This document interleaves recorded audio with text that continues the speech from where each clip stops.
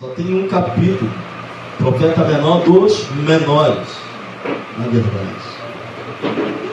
Pastor, qual é o propósito desse livro? Deus está mostrando aqui que Ele castiga aqueles que afligem o seu povo. Tema da mensagem, pastor: famílias em conflitos, a destruição do povo.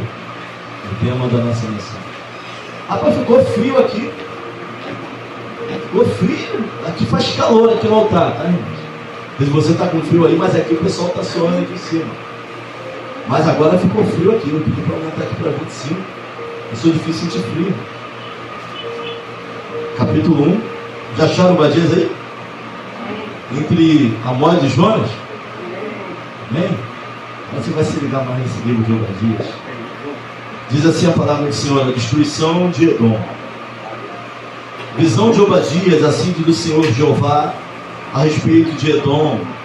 Temos ouvido a pregação do Senhor e foi enviado às nações o embaixador dizendo: levantai-vos, levantemo-nos contra ela para a guerra.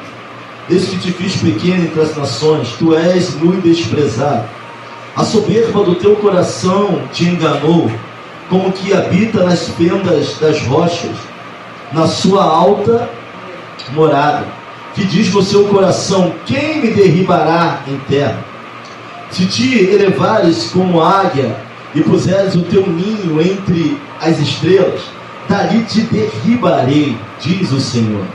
Se viessem a ti ladrões ou roubadores de noite, como está destruído, não furtariam o que lhes bastasse?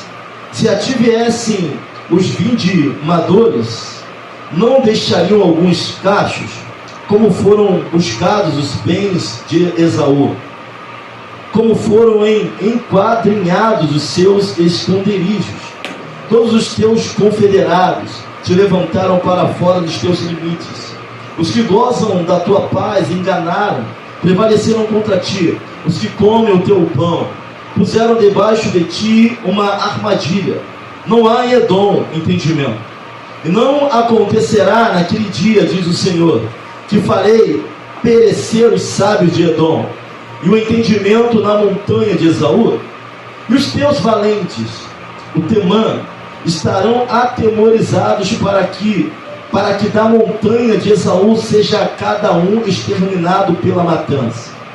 Por causa da violência feita a teu irmão Jacó, cobrir-te-ei a confusão, e serás exterminado para sempre.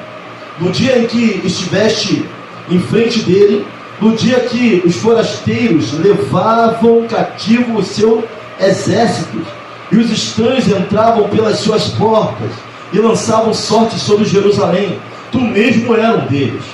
Mas tu não devias olhar para o dia de teu irmão, no dia de seu desterro, nem alegrar-te sobre os filhos de Judá, no dia da sua ruína, nem alargar a tua boca no dia da angústia, nem entrar pela porta do meu povo no dia da sua calamidade. Sim, tu não devias olhar satisfeito para o seu mal no dia da sua calamidade, nem estender as tuas mãos contra o seu exército no dia da sua calamidade, nem parar nas encruzilhadas para exterminares os que escapassem e entregar os que lhe restassem no dia da angústia. Porque o dia do Senhor está perto. Sobre todas as nações, como tu fizeste, assim se fará contigo. E a tua maldade cairá sobre a tua cabeça. Porque como vos bebestes no monte da minha santidade, assim beberão de contínuo todas as nações, beberão e engolirão, e serão como se nunca tivessem sido. Oremos ao Senhor. Pai querido, eterno Deus, nós te louvamos e exaltamos o teu nome, Senhor. Tu és aquele que não tarda, tu és aquele que não falha, tu és aquele que sobre nossas vidas coloca a tua forte mão. Eu não sei como estão os sentimentos dos corações, as mentes aqui neste lugar, mas eu tenho orado para que a nossa condição humana não impeça do teu Espírito falar aos nossos corações. Eu te peço que a minha condição humana, as minhas limitações, não me impeça de entregar à tua igreja aquilo que o Senhor colocou no meu coração. Senhor, que nesta noite seja a noite de restauração. Seja noite de reflexão. Seja noite, Senhor, onde o Senhor irá nos dar, assim, aquilo que não temos. Habilidade. Para poder lidarmos com questões difíceis demais para nós. Assim nós oramos, é culto de família. Estamos à disposição do Teu Espírito e da Tua Palavra. Fale e não te cales deste lugar. Sejamos nós, Senhor, ouvintes daquilo que o Senhor tem para nós. Assim eu oro, te agradeço. No nome que é sobre todo o nome, nome poderoso de Jesus. E aquele que crê, diga amém. Amém. Poder sentar no nome de Jesus. Meus irmãos, pastor, é um livro incomum. O livro de Amós. Ou melhor, o livro de Obadias. Uma profecia em forma de poema. E aqui nós temos que ter muito cuidado na interpretação desse livro. Você vai ver que o livro também vai falar no grande e temível dia do Senhor. E aqui já Edom aqui está sendo comparado a todas as nações que são contra a vontade de Deus. Mas quando olhamos para o texto, vamos entender o que o profeta está falando e com quem ele está falando. Obadias é o menor, o profeta menor e o menor dos livros. O livro de Obadias é o menor livro do Antigo Testamento. Essa é a verdade. Ele vai relatar a derrota definitiva de Edom e de Nínive, dos inimigos do povo de Deus. Ele vai mostrar que nada vai ficar impune, mas vai nos mostrar também como as falhas de uma família podem reverberar ao longo dos anos, como a inabilidade de uma família. O que é a inabilidade? A falta de habilidade de um casal. Isso pode reverberar anos, incidindo não só em anos de ódio, de guerra, de batalha, mas na destruição de um povo inteiro. Deus ele vai prometer aqui acabar, exterminar os edomitas da face da terra. Mostra que Jerusalém foi saqueada pelos caldeus. Enquanto Jerusalém está sendo saqueada pelos caldeus, os edomitas estão aproveitando para entrar em Jerusalém, para roubar. Sabe, os judeus que fugiam dos caldeus, os edomitas eles pegavam e matavam. Aqueles que eles não conseguiam matar, eles entregavam para serem cativos dos caldeus. Os edomitas estavam contra o povo de Judá. E você vai perceber que a profecia é uma profecia muito pessoal e até mesmo parental. Se você olhar o versículo 10, me ajuda aí, o versículo 10. Versículo 10. Por causa da violência feita a teu irmão Jacó. Uma profecia que vai indicar parentesco entre os dois povos. Teu irmão Jacó. Isso é Deus que está falando através da boca do profeta. Porque eles eram contra os judeus de uma forma impressionante. Tanto é verdade, essa profecia de cunho pessoal. Deus vai dizer que iria exterminá-los da face da terra. Amós capítulo 1, versículo 11, vai dizer assim: assim diz o Senhor, por 3 transgressões de Edom e por 4 não retirarei o castigo, porque perseguiu a seu irmão a espada. Novamente, vamos ver o cunho pessoal da profecia de Amós. Porque perseguiu o seu irmão, aqui é a minha tradução, o seu irmão a espada, e aniquilou as suas misericórdias, e a sua ira despedaçou eternamente, e conservou a sua indignação para sempre. Novamente, Amós vai levantar uma profecia que vai indicar uma guerra de nível pessoal entre parentes. Malaquias capítulo 1, versículo 2 ao versículo 5 vai dizer o seguinte: eu vos tenho amado, diz o Senhor, mas vós dizeis em que nos tenho amado. Não era Esaú, irmão de Jacó? Disse o Senhor: todavia amei a Jacó e odiei Esaú, e fiz dos seus montes uma desolação, e dei a sua herança aos chacais do deserto. Versículo 4. Ainda que Edom diga: empobrecidos estamos, porém tornaremos a edificar os lugares desolados, assim diz o Senhor dos exércitos. Eles edificarão e eu destruirei. Deus está falando assim: ó, cada vez que vocês tentarem se levantar, eu vou destruir vocês. Cada vez que vocês disseram: olha, não, estamos caídos, mas vamos nos levantar, eu os abaterei novamente. Deus está falando para ele assim: ó, estou insatisfeito com a sua postura, e vai sempre usar contra seu irmão Jacó. O povo diferentes de outro povo, mas que saíram do mesmo ventre, do mesmo útero. E o ódio ia se estendendo ao longo dos anos, no meio desses dois povos. Tem um relato em Números, que quando o povo judeu vai passar, os edomitas vão dizer, se passares pela nossa terra, iremos buscar a espada. Um ódio tão grande, um ódio tão tremendo, de dois povos originados do mesmo útero, do mesmo ventre. Isso é algo tão forte entre eles, que a profecia de Obadias já tinha se passado 1500 anos. 1500 anos do nascimento de Jacó e Esaú. Você vai entender, nós vamos entender a profecia de Obadias, quando formos lá em Gênesis capítulo 25, a origem, de onde tudo começou. Mas haviam se passado 1500 anos, e eles odiavam o povo judeu a esse ponto, a ponto de sempre estarem concorrendo para o mal daquele povo.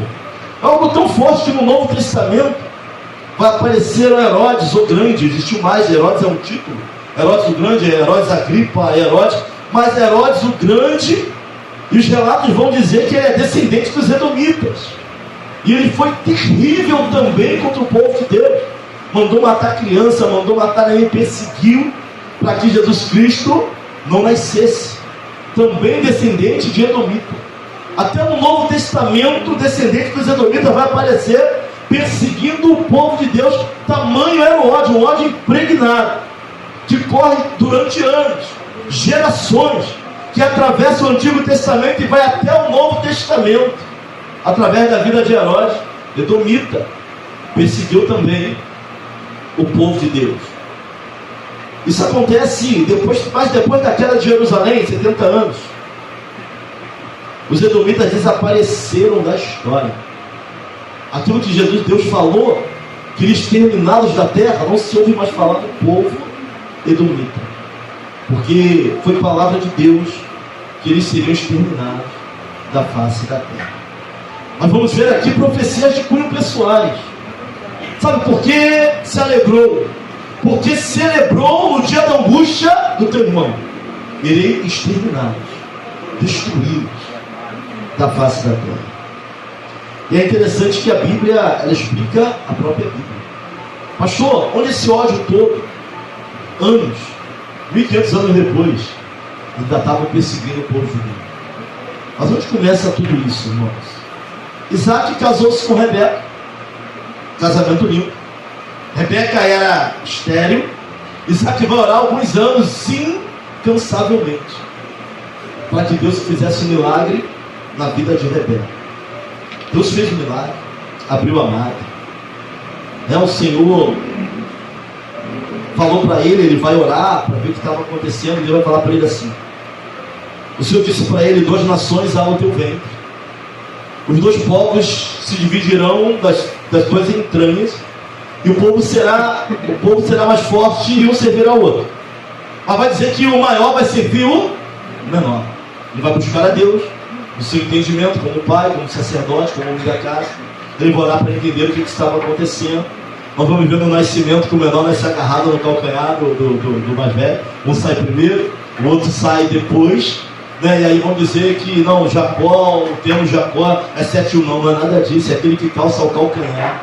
Mas pela forma de vida, pela forma que ele leva a sua vida, nós vamos ver a formação do caráter dele. Vamos entender que, chamando ele de enganador, de 7-1, de tripudiador. Mas o nome Jacó não significa isso. Mas vai dizer que a profecia seria um inimigo. Mas a profecia não diz assim, eles vão ser inimigos mortais por toda a vida. Não é isso que diz. Diz que o povo sairá, 2 povos do seu ventre, se dividirão, e o maior servirá o menor. Ou seja, o menor seria mais ilustre, para o menor teria uma promessa, e o maior serviria ao menor. Bom, essa é a profecia, ele chega a isso aqui. Isso aqui é para a gente entender o que o profeta Obadias está falando sobre o irmão, sobre por que se alegraste no dia da angústia do teu irmão, e exterminados da face da terra. Nasce ali. E é interessante aqui que a Bíblia não vai dizer que seriam inimigos, mas que uma nação se dividiria. 2 irmãos, criados na mesma casa, saíram do mesmo ventre. Nós vamos olhar para Jacó, o pai dos judaítas. Nós vamos olhar para Esaú, o pai dos edomitas. Os 2 eram irmãos. Por isso Obadias está falando na sua profecia. Porque celebraste no dia da angústia do seu Irmão, por que perseguiste a Jacó? Porque é a descendência de Jacó. Então uma profecia para quem era parente. Uma profecia de um povo que não era o povo escolhido, mas saiu do mesmo ventre. Era parente. Sabe, não era um povo que Deus deixou de amar, não, pelo contrário. Mas quanto mais Deus falava, para de perseguir, ele mais perseguia. Quanto mais Deus falava, para de perseguir o teu irmão, mais eles perseguiam, mais eles matavam. Sabe, mais eles se posicionavam de forma a fundar o povo de Judá. Quanto mais Deus mandava profeta, mais eles agiam ao contrário. Aí Deus se levanta, e a justiça de Deus, não há erro e não há falha. E vai falar assim, ó, vai defender o seu povo, falar, vou exterminar vocês da face da terra. Sabe, Deus está falando que é para amar, quanto mais falava para amar, mais eles odiavam. Quanto mais era para colocar as coisas no lugar, mas eles iam para o lado contrário. Mas onde isso começou, pastor? Qual é a aplicação real? Qual é a aplicação disso para a nossa vida? Nasceram no mesmo útero, vieram na mesma família, a mesma educação. Porém, pela inabilidade dos pais, preste atenção nessa palavra, para quem tem mais de um filho dentro de casa. Inabilidade. O que é inabilidade, pastor? É a falta de habilidade em lidar com algumas questões. Pela inabilidade dos pais, a competitividade entre os irmãos só crescia.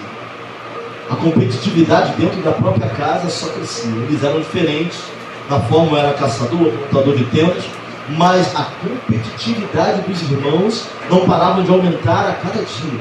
Os pais não tiveram habilidade para lidar com isso.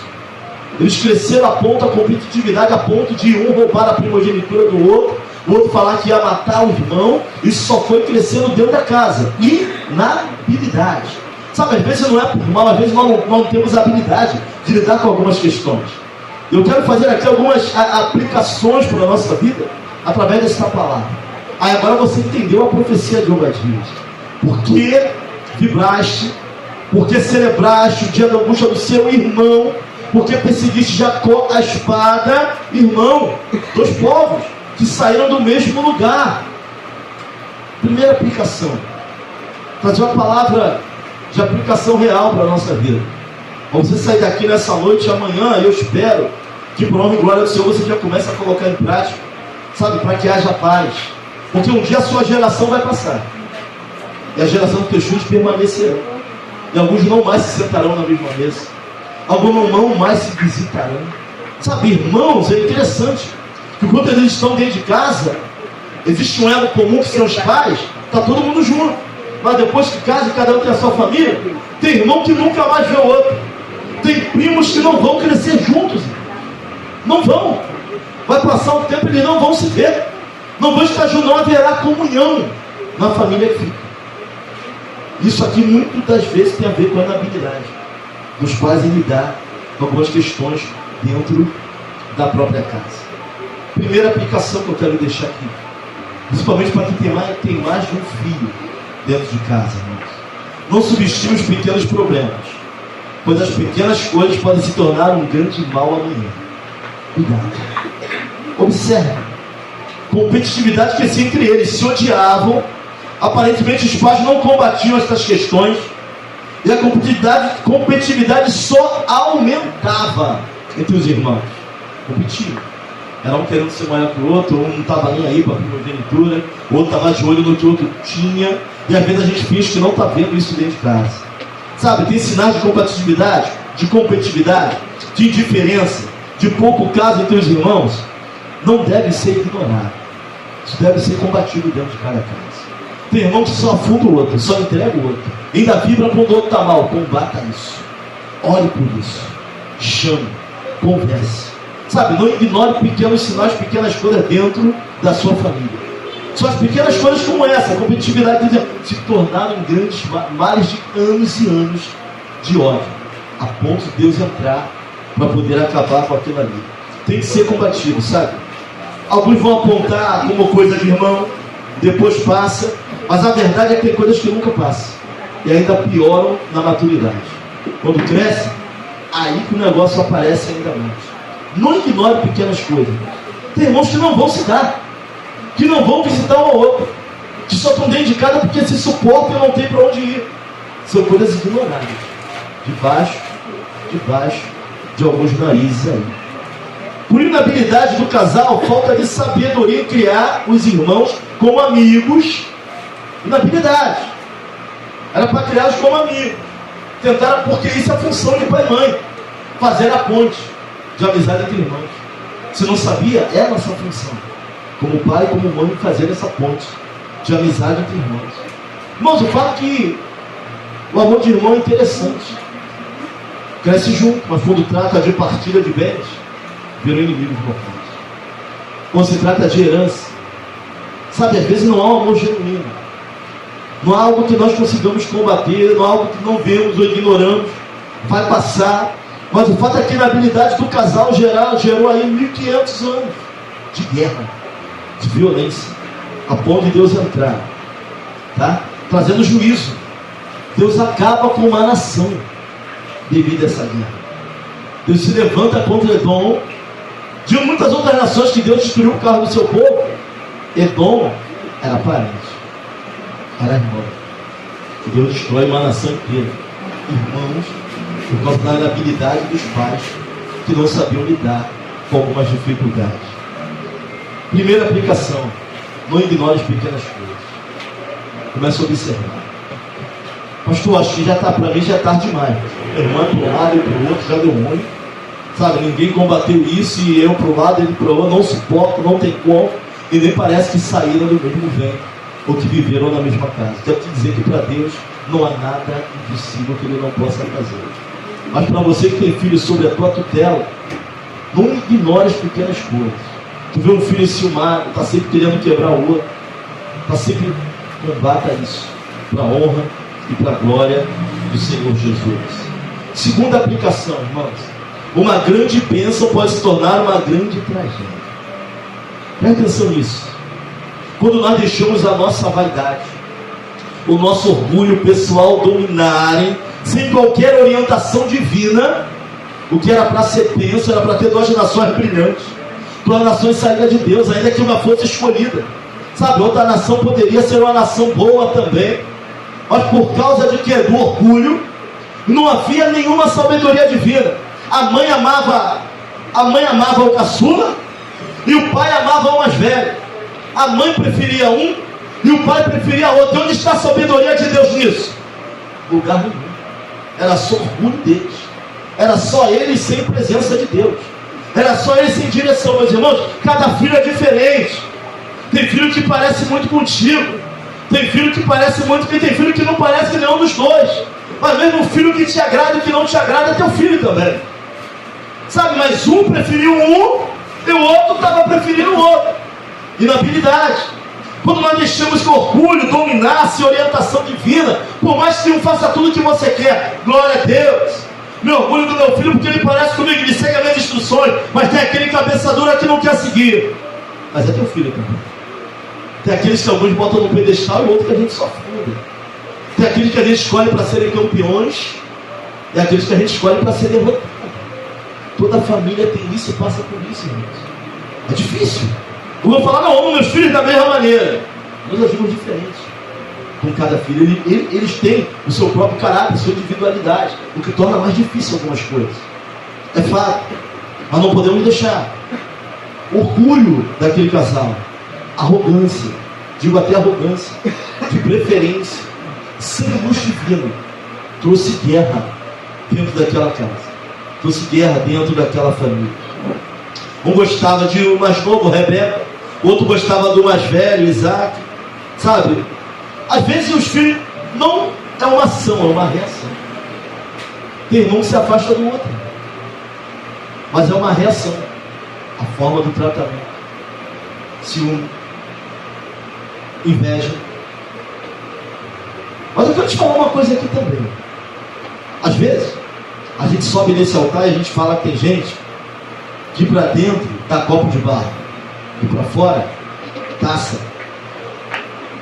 Existe. Mas a palavra de Deus é para cada caso e para cada momento. Tem gente que é ajudado sim, mas às vezes passa dificuldade pelas escolhas que fez. E tem momentos de andar sozinho, tem momentos de dar a mão. Não é todo momento que pai e mãe vão estar dando a mão, não. Tem momento que vai ter que se virar sozinho pelas escolhas que fez, senão também não cresce. Então não é caso de abandono, é caso de crescimento. Tem hora que a gente tem que tirar a mão para ver se o negócio vai, senão não vai. Então às vezes não é abandono não, é tempo de crescer e amadurecer na presença do Senhor. Competitividade, um gostar mais de outro do outro. O que alguns aqui não sabem, que a obrigação dos pais é criar pontes entre irmãos e não muralhas. A nossa obrigação é tentar fazer que eles se deem bem. A nossa obrigação é ter subterfúgios para que eles cresçam bem, para quando a gente faltar ainda se reúnam no Natal, no Ano Novo, ainda se lembrem dos fatos que nós fazíamos. Sabe, os pais se vão, reunião acaba. É obrigação dos pais fazerem ponte entre os irmãos. Que isso, pastor? É a nossa obrigação. Não construir muros, não fazer comparações. Ah, tem teu irmão que é isso, tem você que é, cada um é de um jeito, cada um é de uma forma. Mas a nossa missão como pais é fazer pontes, coisa que Rebeca e Isaac não fizeram. Pelo contrário, ainda tornaram isso pior, fomegaram devido às suas preferências. Um preferia um e um preferia outro. Mas a nossa obrigação é fazer pontes. A nossa obrigação é fazer pontes entre pai e filho. A nossa obrigação é fazer ponte entre mãe e filho. Sabe? Tem coisas que a gente fala assim: não, meu filho, é teu pai que não quer, e o pai sai como vilão. Quando é algo em comum, que os dois estão de acordo, por que a mulher também não fala? Tem coisas que a mulher ou o homem fala: não, isso aí é com a tua mãe, porque tua mãe é mais dura, a mãe sai como vilã da história. Mas temos que fazer ponte e não muralhas. Sabe, tem mãe que ela vai usar o filho para falar mal do pai, como tem pai que vai usar o filho para falar mal da mãe. Mas o fato, temos que fazer ponte, meu filho. Teu pai é assim, tá? Teu pai é até grosseiro, mas te ama, é provedor, corre atrás e é teu pai, é ponte, não muralhas. Sabe, tua mãe às vezes é dura, pega filho, mas ainda é a tua mãe, te ama e faria tudo por você. É ponte. Família trabalha junto. É obrigação das famílias fazerem pontes entre os filhos e Deus, e não lutar contrário à vontade de Deus. Fazer pontes entre filho. Quem é que vai pregar o evangelho na tua casa? Quem vai ser a ponte entre Deus e os teus filhos? A gente deixa para o departamento infantil, a gente deixa para a tia da escolinha, a gente deixa para o culto de família, que quando eles sentam, senta todo mundo junto. Mas quantas vezes você senta junto na tua casa? Quantas segundas você senta junto numa sala e vê algo em comum? Tem que fazer ponte no meio da família. Não é só ponte entre irmãos, mas ponte entre pai, ponte entre filha, ponte entre Deus e os nossos filhos. Quem tem que apresentar o evangelho aos nossos filhos somos nós. A gente vem, a gente aprende, a gente ouve a palavra, a gente glorifica, a gente exalta e a gente leva para dentro da nossa casa. Quantos aqui tem um culto no seu lar? Eu ainda não tenho, é sincero. Quantos aqui tem um culto no lar? Levanta a mão aí. Quem aqui faz um culto no lar? Não estou falando culto de parentela, culto na casa onde mora, pai, mãe e filho. Quantos aqui tem culto no lar? Ninguém tem um culto no lar. Vamos pegar uma terça-feira, vamos fazer o nosso culto. O canto é a ponte. Você lê a palavra, meu filho. Você faz o louvor, meu filho. Vamos adorar, é a ponte. Não é feita essa ponte. Sabe, o responsável por levar Deus para a nossa casa somos nós. O maior responsável em pregar Jesus para a nossa família somos nós. Quando fala que a mulher, o marido, certifica a mulher, o marido, é isso, são pontes. Então temos que fazer pontes. Mas quando eu quebro essa ponte, quando eu começo a levar ministério para dentro da minha mesa, quando eu começo a falar mal de líder dentro da minha casa, como é que eu quero que meu filho cresça amando a Cristo, se eu sou o primeiro que joga vai contra isso? Sabe, começa a falar no café da manhã que o líder tal é assim, que o líder AB é assim. Sabe que hoje tem filho de pastores que não querem mais ir para a igreja, porque vê o distrato, sabe, vê um pouco caso em relação aos seus pais. Hoje tem homens e mulheres aqui, liderança, filhos de líderes, que também não querem mais ir para a igreja, porque vê o distrato que o pai passa, a dificuldade. A mãe é líder, mas o sufoco que é quando vê um seminário, quando vê um congresso. Não, tem gente que até está na igreja, mas não quer mais se envolver com nada, porque estão vendo aquilo que acontece, porque os assuntos são levados para o café, os assuntos são levados para a mesa. Evite isso. Sabe, está na mesa, começou a falar de ministério, corta. Começa a falar de outra coisa, não deixa algumas coisas chegarem. O responsável por fazer a ponte entre Deus, o reino e a sua casa também é você. Responsável de pai e mãe. Rebeca, Isaac, não fizeram essa ponte. Essa é a nossa segunda aplicação. A ponte é uma necessidade. Pai e filho. A filha não conversa muito com o teu pai, tem que orientar ela, o teu pai. Se aproxima, vai lá, conversa. Sabe, às vezes não é só falar, é ouvir. Ouvir é mais difícil, às vezes a conversa é um monólogo. Tu só fala, isso não é conversa. Pastor, mas só fala besteira. Ouve o que ele tem para dizer. Ainda que o que ela tenha para dizer seja: você não é suficiente. Isso nos dói. Porque a gente quer fazer tudo pelos nossos filhos e achamos que somos suficientes. Mas tem vazios neles, tem dificuldades, tem questões, tem buracos inteiros, abismos, que você não vai conseguir preencher esse negócio. Só Deus pode preencher. Então pare, converse, faça a ponte. Rebeca e Isaac não fizeram ponte entre os dois filhos. Rebeca não fez ponte entre Isaac e Jacó. Jacó não fez ponte entre Esaú e Rebeca. Pelo contrário, sabe, a conversa, a interação acabou na casa. Rebeca começou a ouvir por trás das paredes. Sabe, ela ouviu quando Isaac disse ao seu filho para aprontar aquilo que ele queria, que naquele dia ele dá a bênção para ele. Sabe, quando o diálogo acaba: ah, mas está ficando velho, está ficando chato. Claro, dizem que todo velho fica chato, mas dá para a gente quebrar esse negócio. Está repreendido ou não está? Para a glória do Senhor. A terceira idade do Senhor tem que ser diferente. Até nisso nós temos que ser diferente. Pastor, o diálogo acabou porque o homem ficou velho, o homem ficou cego. Rebeca começou a ouvir atrás das portas, atrás da parede, fazer fofoca para Jacó. Sabe, acabou a comunhão, acabou a conversa dentro do lar, acabou a conversa dentro da casa. Ela acha a melhor oportunidade para quê? Para que um roube a primogenitura do outro. Ó, teu pai vai entregar a bênção para o teu irmão. Ouviram por onde? Pararam de conversar. As decisões começaram a vir só de um lado. Sabe, você não tem nenhum direito de tomar uma decisão ministerial sozinho, principalmente quando os dois estão no ministério. Ah, o que a Alice não quer, não. Tu vai conversar com a tua mulher, vou orar. Vai ver se é de Deus, irmãos. Sabe, quando o diálogo acaba, o diabo entra. E a guerra. Sabe, essa família, um casamento que começou tão lindo. Você vai ver como começa o casamento dos dois. Foi linda, ele ora por ela, ele amava ela, ele ora para que ela tivesse filho. Mas olha o ponto agora que eles chegaram. A conversa tinha acabado. Sabe o que você está casado? Está junto e separado? Está na mesma casa, mas não está junto. Tem semanas que eu sinto muita saudade da pastora. Que isso? Às vezes eu sento no sofá e ela está na ponta do outro sofá. A gente está no mesmo lugar, mas não estamos juntos. Quem passa por isso aqui? Sou eu? Sou eu que passo, sério? Sou o pastor que passa por isso? De estar dentro de casa e às vezes não está junto? Sou eu que passo. Ah, por quê? Montão de afazeres, um monte de coisa vem na frente, a gente esquece que nós somos prioridade de todas as coisas que vêm na frente.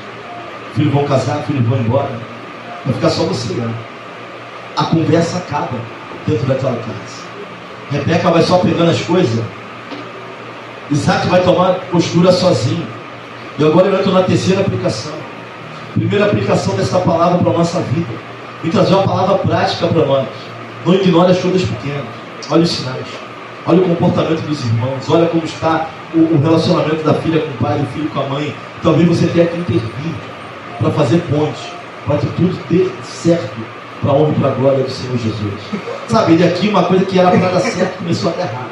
Um começou a elogiar demais um, o outro começou a elogiar demais o outro, ou amava um, ou amava o outro, e às vezes até naquilo que a gente fala, a gente afasta irmãos. Tudo bem, tá, ficou legal, orgulho, tá bom, mas até nisso a gente tem que vigiar. Até nisso, tu não sabe o que vai no coração do outro, tu não sabe o que ele carrega dentro dele. Até nisso a gente tem que vigiar. Sabe? Terceira aplicação: não podemos mudar os desígnios de Deus. Guarda isso. Quando Jacó, quando Isaac vai orar, o que Deus vai falar? Que do ventre vai sair o quê? 2 povos se dividirão, e que o maior vai servir o quê? E ele vai dar a bênção para quem? O maior. Ele sabia que não seria assim, mas ele amava o mais velho. A mãe provavelmente sabia da profecia. O que a mãe vai fazer? Vai falar, vai dar uma ajudinha para Deus. Vai lá, se disfarça do seu irmão e pega a bênção da primogenitura. Já que o maior vai servir o menor, então vou dar um jeito no jeitinho. Não é isso? Não dá para mudar o que Deus tem, não, irmão. Você pode amar mais um, dar mais atenção para um, mas se Deus falou assim, eu vou levantar o outro como coluna, ele vai levantar o outro. Não tem jeito, não pode escorrer isso não. Eles começam a tentar dar uma ajudinha para Deus. Aí o pai vai dar a bênção para o mais velho, o mais novo vai se passar pelo mais velho, vai roubar a bênção do mais velho, sendo orientado pela sua mãe, que vai morrer sozinha, seus 2 filhos. Sozinho, pela inabilidade. Mas quem morre primeiro, Isaac ou Rebeca? Quem morre primeiro, Isaac ou Rebeca? E ela vê os filhos juntos dela, mas não. Um vai para um lado, o outro quer matar o outro. Inabilidade. Sabe? Todos tentando manipular a Deus.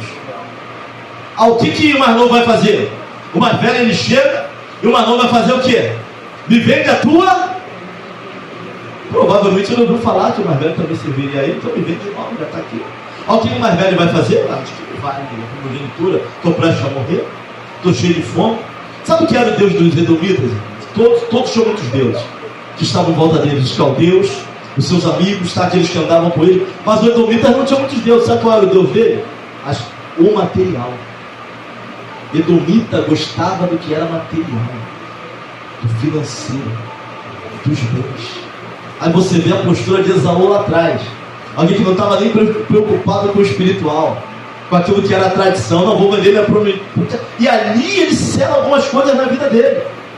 Os Edomitas, o Deus dos Edomitas era o material, era o físico, era o dinheiro, eram as posses, eram os deuses dele. Não tinha muitos deuses como os caldeus. Era o material, era aquilo que tinha.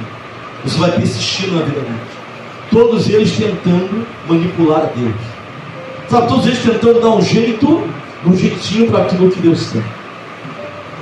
Meus irmãos, Gênesis 33, versículo 1 ao versículo 4, vai dizer assim: E levantou-se Jacó e seus olhos e olhou, e eis que vinha Esaú, e 400 homens com ele. Então repartiu os filhos entre Lia e Raquel, e as suas servas, e pôs as servas de seus filhos na frente, e a Lia e seus filhos atrás, porém a Raquel e José os derradeiros. E ele mesmo passou diante deles e inclinou a terra 7 vezes. Olha o encontro lindo de Jacó e Esaú. Jacó vai se inclinar na terra como se eu fosse o menor do que tu, meu irmão. Me perdoa. Sabe, houve um perdão entre eles. Abraçou, lançou-se sobre o seu pescoço, beijou, choraram juntos, irmãos.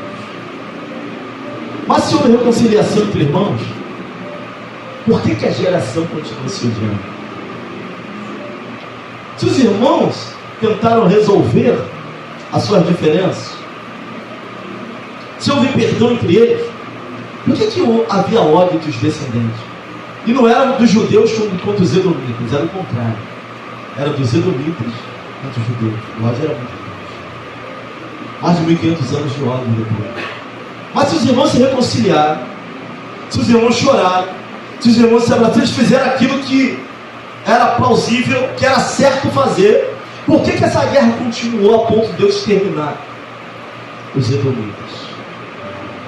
Sabe o que eu entendo? Que as nossas dores não são apenas nossas. A sua dor, o seu filho observa a sua dor dentro de casa. Seu filho observa o que você passa dentro de casa. Seus filhos observam os comentários que você faz dentro de casa. Meu pai estava aqui, ele deu a saída. Mas eu não sei se eu tenho permissão para falar sobre isso. Mas eu tive um tio muito relapso. O irmão do meu pai era um homem muito ruim. Eu era pequeno demais para entender algumas coisas. Eu sei que a minha mãe, grávida, não sei se da minha irmã ou de mim, esse tio tinha tirado um fogão para o meu pai, algo do tipo. Mas o meu pai pagou o fogão. Aí o meu tio um dia chega lá em casa, na casa dos meus pais, e fala assim: ó, se está no meu nome, então é meu. Pegou o fogão e levou para casa. Minha mãe grávida, sem ter onde fazer a comida, sem ter como cozinhar. Meu tio era desse nível de prepotência. Eu vou explicar por que ele era nesse nível de prepotência. Pai, eu estou falando algo aqui que eu nem sei se eu tenho autoridade de falar, não sei se você está ouvindo. Eu sei que meu tio era de um nível tão alto de prepotência, irmãos, que só porque ele tirou o fogão para o irmão pagou, quem pagou foi meu pai. Ele foi lá e pegou o fogão. Meu pai parou, rompeu laços, não brigou, deixou ele para lá e vivemos a nossa vida. Mas eu ouvia falar, e eu já cresci com o pé atrás com meu tio, porque, sabe, você passa e compra a briga dos seus. Por isso tem que ter cuidado com aquilo que você faz dentro de casa ou fala dentro de casa, porque os dois irmãos se reconciliaram, mas as gerações continuaram se odiando. Roubou a primogenitura do nosso pai, era para a gente ser o povo, sabe? Isso foi perdurando. Alguém passou a história, alguém falou a história, alguém viu o sofrimento de alguém, algo aconteceu, porque houve briga naqueles dois parentelas, mais de 1500 anos brigando. Mas sabe o que meus pais faziam? Dá bênção, ele é teu tio. Não fala nada, ele é teu tio. Respeita, ele é teu tio. Sempre muito sábios quanto a isso. Mas eu via, meu pai não se chegava para o irmão. Até que houve a morte do meu avô, ficou perto de morrer, chamou meu pai para uma conversa. E falou: se vocês não se entenderem, eu não vou poder morrer em paz. E meu pai reatou com o irmão, mas ainda assim, as minhas primas, quando elas podiam aprontar com a minha irmã, elas aprontaram. Sabe, eu não sei o que ele passou para os filhos dele a nosso respeito. Cada um conta a sua história do jeito que quer e a sua versão. Os primos tinham um pé atrás com a gente, não dava para andar muito perto, não dava para confiar muito, porque eles tinham um pé atrás conosco. Mas meus pais me ensinaram: respeita, são teus primos, respeita, é seu tio. Meu tio era tão ruim que essa mesma família que ele não soube criar, não soube criar pontes, sabe, não soube orientar, abandonou ele no hospital para morrer sozinho. Tão bom que ele era. Separou da minha tia os filhos. Sabe quem foi cuidar dele no leito de morte? Meu pai. Já certo, já entendendo que precisava perdoar, que era irmão dele, que vai comprar o colchão, porque ele já não levantava mais da cama. Tinha escária, no nome? Como é que é o nome? É isso. Escara. Nossa. O colchão especial para isso. Meu pai. Que acompanhou até o fim da vida dele? Meu pai. Meu pai. Meu pai e minha mãe. Respeito. Ponte. Mesmo com quem nós julgamos não merecer. A nossa função é de fazer pontes. Sabe? Isso é passado por gerações. Os dois se reconciliaram, mas a geração, o povo que sai dali, continua perseguindo os filhos de Jacó. 1500 anos de guerra. Deus vai usar o profeta, vai exterminar os edomitas, porque Deus luta pelos seus. E Ele é justo naquilo que Ele faz. Houve perdão, mas houve guerras. Alguns sentimentos são materializados, irmãos. Sabe? Através de gatilhos emocionais, de coisas que a gente ouve, afetam toda a família, são passados para as outras gerações. Sabe, tem mães que os problemas dela têm para as filhas, e vão para as filhas de seus filhos. Se a gente não quebrar algumas cadeias, algumas dificuldades, sabe, o que nos dá poder para isso? Deus tem poder para isso. Nós não temos sozinhos, mas Deus tem poder para quebrar cadeias, sabe? A igreja é feita de famílias, isso é lindo, irmãos. Isso é algo maravilhoso. Mas o que me assusta é que as famílias têm dificuldades. Tem um monte de famílias aqui, mas todas elas têm um tipo de conflito. Todas as famílias aqui representadas têm seu tipo de conflito. Pastor, mas a igreja é feita de famílias, mas as famílias têm conflitos. Sabe, você vê hoje a Genice e a Lília, lindo, as irmãs estão juntas, mas tiveram conflitos. Cada um pensa de uma forma, toda a família tem conflito. Tem um filho que é colocado no pedestal, tem um outro que só toma aperto. E congregar junto com parentela é lindo, mas é difícil, porque somos famílias geradas em meio a conflitos pessoais dentro de casa. Conflitos que o pastor não sabe que tem. Na foto fica lindo, mas somos cheios de conflitos. A igreja é de famílias cheia de conflitos. E aí alguns reagem. É irmão que não olhou para o outro, é irmão que não liga para o outro, é irmão que está longe do outro. São reações de conflitos dentro da família. Sabe o que torna a família santa? A genealogia santa? É Cristo. Ele que faz famílias santas. Porque famílias são feitas, são geradas em meio. Existem muitos conflitos de preferência, de luta, de falta de atenção, de compatibilidade. Então famílias têm conflitos. Tem conflitos. Às vezes eu falo muito aqui do Miguel e eu falo rindo, que Miguel e Júlia parecem muito comigo e minha irmã. A minha irmã era de uma responsabilidade assim brilhante. Dava 800 reais na mão da Júlia, ela pagava o curso, pagava a conta, guardava dinheiro e comprava uma camisa do Flamengo para mim no meu aniversário. Eu dava 20 reais pro Miguel e gastava tudo de balão. Mas eu era assim, minha irmã parecia muito com a minha irmã. E quando eu falo que o meu filho se parece comigo, tu teria vergonha, meu filho, de se tornar o que teu pai se tornou? Hoje. Então eu vejo que tem futuro para mim. Tem futuro para o teu filho também. Então eu rio, porque eu é igual. E não vejo nada de mal nisso, porque cada um é cada um. Sabe, nós precisamos entender isso. Famílias têm conflitos. Somos diferentes. Nós precisamos fazer pontes e quebrar esses conflitos para a honra e para a glória do Senhor Jesus. Alguns tentam simplesmente esquecer. Vamos passar por cima. Vamos fingir que nada aconteceu. Tem gente aqui que tem hoje, são homens e mulheres de meia idade, que ainda estão sofrendo conflitos familiares. Não conseguiram caminhar. Sabe, interferiram na forma de ser. E quem casa leva. Sabe, tem maridos, tem homens aqui que vêm de conflitos familiares, de famílias totalmente separadas. E a mulher que casou levou tudo. Você leva o pacote todo para você. Tu não sabe do que tu está lidando. Quando vê, já está casado.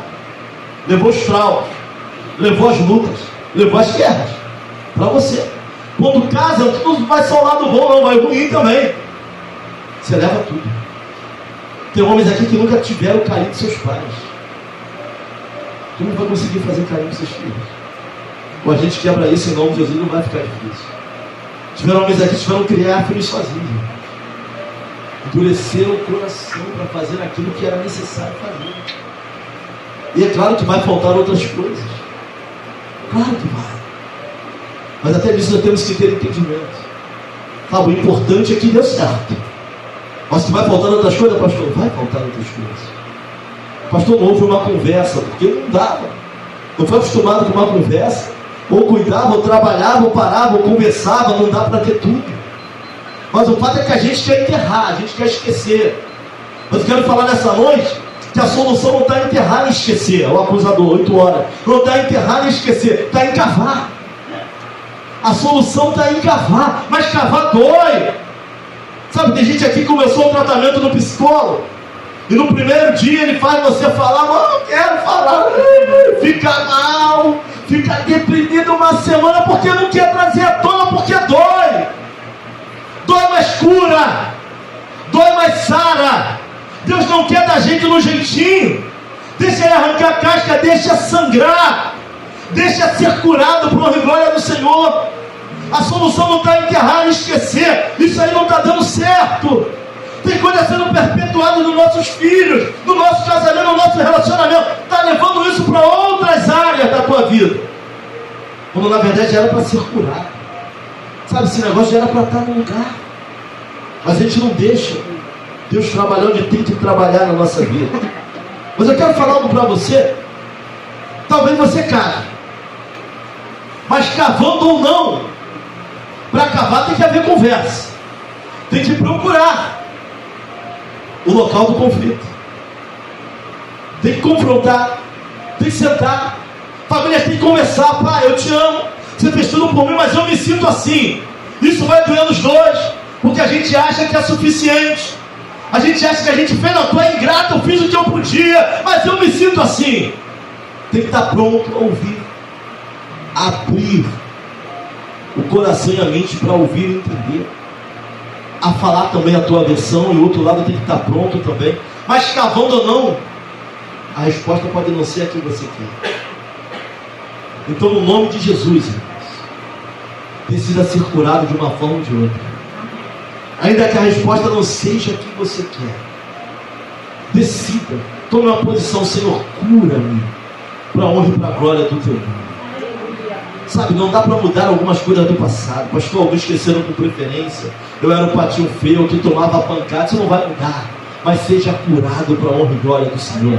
Tem gente que já até morreu, não vai ter como te pedir perdão mais. Sabe, mas Deus tem poder até para isso.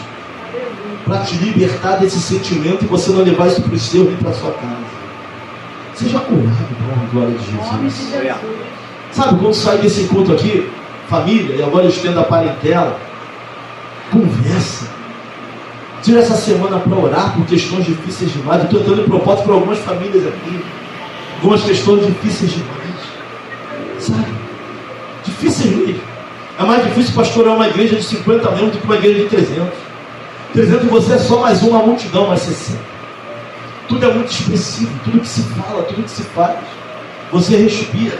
Teu carro some dali. Cadê o carro? Quebrou de novo. Quebrou de novo. É assim. É mais difícil. É mais difícil uma igreja de 50, 60 membros. 300 não. Difícil. Ser liderança numa igreja de 60. Tudo que tu faz. Falou um negócio na porta. Não presta mais, irmão. Enfim. 60, 50 membros. Mas somos uma família imperfeita. Tem preferências? Da forma de Deus, não. Talvez na nossa família. Talvez alguns prefiram uma mensagem de uma mensagem do outro. Isso é uma palavra que eu posso estender a família de fé. Tem preferência que irmãos têm, ou se dá mais com um, mais com outro. Qual é da pregação de Diácono Vamos, qual é da pregação da diaconisa Patrícia, da pastora, tem preferências, assim como qualquer família. Mas não há luz divina nas preferências. Se houvesse, não teria. Sabe? A igreja é como uma família. Mas aqui a pastora Janice era minha irmã. Até isso a gente precisa entender. Você não vai chamar a atenção do teu filho numa igreja como se fosse na tua casa. Até isso é como é uma comparação. Tem coisas iguais. Mas aquela é minha irmã. Que teu filho é tua irmã em Cristo. Teu marido é teu irmão em Cristo. É o diácono Carlos. É o presbítero Fábio. É a diaconisa Simone. Sabe, aquela é minha irmã. Então até a forma de falar, de tratar, não vou chegar ali e falar de qualquer, como eu falo, não. Irmão Miguel, irmã Júlia. E para botar isso dentro da cabeça do pastor, para botar isso dentro da sua cabeça, somos imperfeitos. Precisamos conversar, desenterrar. Tem coisas que é só conversar e pronto. Você nem conversa, nem se liberta. Nem senta para tratar, vive mal, tem que se abrir, mãe. Eu tenho um vazio imenso no meu coração, me perdoa. A senhora faz tudo por mim, fez tudo por mim, mas desse vazio tem que se abrir, tem que pedir ajuda. Vai deixar chegar no nível onde quase não dá mais para resgatar, para puxar. Tem que pedir ajuda, tem que falar a verdade. Isso vai nos quebrar, vai. Porque eu acho que eu sou suficiente para o meu filho, para minha esposa. Mas eu não sou, você não é. Mas eu criei sozinho, pastor, mas ainda assim você não é suficiente. Faltou um monte de coisa aí. E é só Deus que vai poder colocar no lugar. Sabe, irmãos, eu já não me sinto mal por ser insuficiente. Porque eu entendo que eu não consigo preencher tudo. E quero declarar, se você está passando por essa fase, pastor, estou me sentindo mal e me culpo, me sinto suficiente, eu declaro sobre a tua vida. Não se sinta. Você não é tão grande assim para cobrir tudo na vida daqueles que você ama. Mas Deus é. Aleluia. Já passei o suficiente é para Ele. Falo, Senhor, cuida de Miguel. Preenche os vazios na vida de Júlia. Eu não posso mais preencher. Eu não tenho mais como lutar. Eu só posso orientar e orar para que Deus faça. E Deus vai fazer aquilo que eu não posso fazer. Então, famílias, conflito. Cuida das pequenas coisas agora. Faça ponte entre os seus. E não queira mudar os desígnios de Deus, porque você não vai conseguir. Às vezes o menor da casa é aquele que Deus vai levantar como coluna para te sustentar lá na frente. Dependente da tua preferência. Nós fazemos os nossos campeões, irmãos. Deus tem os dele. E esses vão prevalecer. Não tem jeito. Porque Deus é Deus.